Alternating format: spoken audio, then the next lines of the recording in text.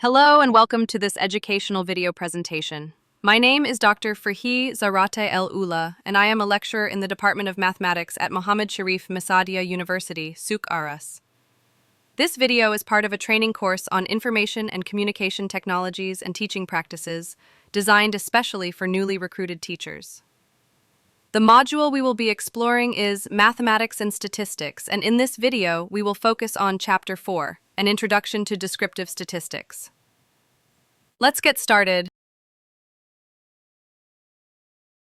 In this video, we will begin our journey into descriptive statistics by focusing on two essential components. First, we'll introduce the basic vocabulary of statistics. Terms like data, variable, population, and sample, which are fundamental to understanding statistical thinking. Then we'll explore how to collect data systematically, using proper methods that ensure accuracy and relevance. These two elements, understanding the language of statistics and knowing how to gather reliable data, will form the foundation for your learning in this chapter.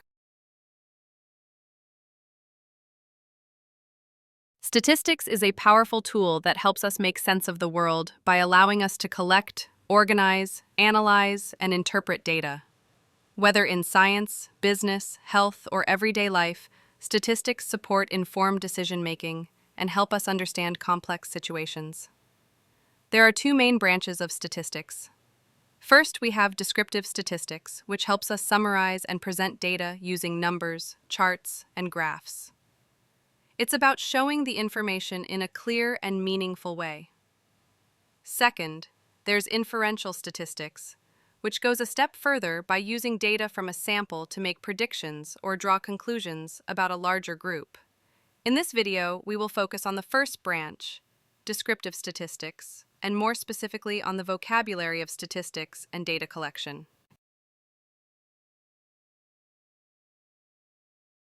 Now that we've introduced the big picture of statistics, let's start with the most basic concept, data. Data refers to raw facts, figures, or observations that we collect.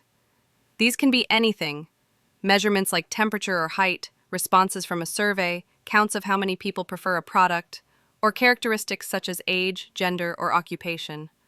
Alone, data might not tell us much. It's just raw information. But in statistics, data is the foundation. It's what we analyze and organize to gain insights, identify patterns, and make informed decisions. Whether we're using descriptive methods to summarize it or inferential methods to make predictions, it all starts with collecting the right data. Before we dive deeper into data analysis, it's important to understand some basic terms that we use in statistics all the time. Let's start with population. In statistics, a population is the entire group that we're interested in studying. For example, if we're studying university students in Algeria, then all the students in Algeria represent the population. But often, it's not practical to collect data from an entire population. That's why we use a sample, which is just a part of the population. A sample is a smaller group selected from the population, and it helps us make conclusions about the whole group without needing data from every single member. So in short, the population is the whole, and the sample is a manageable piece we study to learn more about the whole. Now that we've talked about population and sample, let's look at two more key terms: the statistical unit and the statistical variable. A statistical unit, also called an individual, is just one single member from either the population or the sample. It could be a person, an object, or even an event. Anything that we're collecting data about. Next, we have the statistical variable. This refers to any characteristic of a statistical unit that we can measure or record, and it can change from one unit to another. For example, a person's height, age, income, or grades are all variables. Even things like country of birth or type of housing are considered variables because they can vary from one individual to another. Understanding what a unit is and what a variable is helps us describe and organize our data properly before we begin any analysis. In statistics, variables can be divided into two main types: qualitative and quantitative. A qualitative variable, also called a categorical variable, is not measurable with numbers. Instead, it describes a quality or a category using words. For example, eye color, type of housing, or country of origin. These are all qualitative because they describe characteristics, not amounts. On the other hand, a quantitative variable is measurable and expressed in numbers. This includes things like age, income, weight, or number of children. Quantitative variables help us perform mathematical calculations and statistical analysis. Recognizing whether a variable is qualitative or quantitative is essential because it guides us in choosing the right methods to analyze the data. Qualitative variables come in two types, ordinal and nominal. Ordinal variables are categories that have a logical order or ranking. A good example is education level, where we might have high school, bachelor's, master's, and PhD. These categories can clearly be arranged from the lowest to the highest. Nominal variables, on the other hand, are categories without any natural order. For instance, variables like nationality, religion, or eye color are nominal. They just represent different groups, and there's no way to say one is higher or lower than another. Understanding this distinction helps us choose the right techniques when working with qualitative data. Quantitative variables, which are measured in numbers, can be classified into continuous and discrete types. A continuous variable can take any value within a range, including decimals. This means there's an infinite number of possible values between 2 points. For example, height, weight, temperature, or time, all of these can be measured with great precision, even including fractions like 165.3 centimeters or 2.45 hours.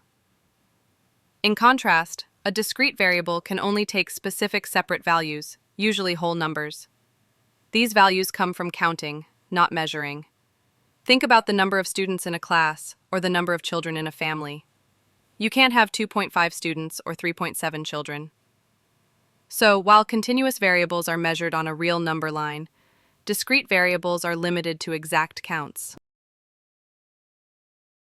Now let's look at two important terms in statistics: statistical series and absolute frequency. A statistical series is a way of organizing data in a structured and logical order. This could be by size, such as arranging values from smallest to largest, or by time, like tracking changes over days or years. It helps us better understand patterns in the data. Absolute frequency, also called just frequency, tells us how many times a specific value appears in our dataset. For example, if the number 5 appears 3 times, its frequency is 3. Both concepts are essential for summarizing and interpreting data effectively.